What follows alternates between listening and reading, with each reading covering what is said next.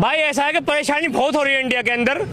हमें एक टुकड़ा अलग दे दिया जाए, हमें एक टुकड़ा अलग दे दिया जाए, हमें एक टुकड़ा अलग दे दिया जाए। इंडिया में दिया जाए ना, बाहर छोड़ दिया जाए। इंडिया में दिया जाए ना, बाहर छोड़ दिया जाए। भाई ये चाचा मांग रहे हैं 2 चाटे सुबह, 2 चाटे दिन में और 2 चाटे रात में, क्योंकि इन्होंने ये जो बकवास करी है ना कैमरे पे आके कि हिंदुस्तान में से अलग टुकड़ा दे दो। क्यों दे दो? पाकिस्तान चले जाओ, बांग्लादेश चले जाओ, धर्म के नाम पे ही भारत के टुकड़े हुए थे। तुम्हें इतनी दिक्कत है तो भैया उन देशों में चले जाओ, ऑलरेडी टुकड़े दे चुके हैं, अब और कोई टुकड़े नहीं होंगे भारत के। और जिन्होंने टुकड़े करने की बात करी सालों को जेल में डालो। ये ऐसे ही लोग हैं, इन्हीं के आने वाले बच्चे साले आतंकवादी निकल जाते हैं मजे मजे में और फिर कहीं भी जाके फट जाते हैं। पहले तो चलो समझ आता था गरीब इंसान है इसलिए बम ब्लास्ट में चला गया पैसों के लालच में, अब तो डॉक्टर एजुकेटेड लोग ही फटने रहे। तो भैया ये सब चीजें इशारा देती हैं कि जो ये बम ब्लास्ट हम सुनते ना, यहाँ हो गया वहां हो गया, ये नींव ही ऐसे रखी जाती है इन सब चीजों की। छोटी सी चीज से शुरुआत होती है और ये कब बड़ा रूप ले ले तुम्हें समझ भी नहीं आएगा। अभी इसने कैमरे पे आके ये तो बोल दिया कि हमें अलग टुकड़ा चाहिए, फिर अगले ही दिन तुम सुनोगे इसी डिमांड को लेके कोई बंदा कहीं फट गया और अपने साथ 10 लोगों को और ऊपर ले गया।